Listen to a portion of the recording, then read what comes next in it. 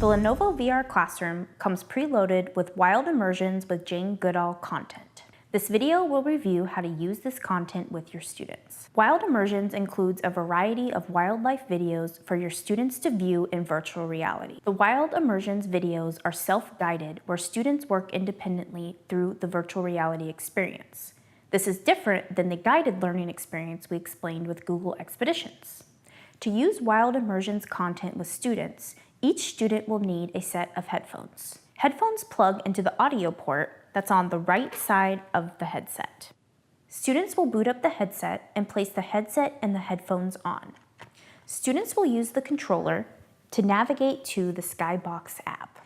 In the Skybox app, students will find the Wild Immersion videos already downloaded, so all they have to do is choose a video or choose a video that's directed by the teacher and click play. The Lenovo VR Classroom comes with 10 customized lessons from Scholastic that tie back to the Wild Immersions content.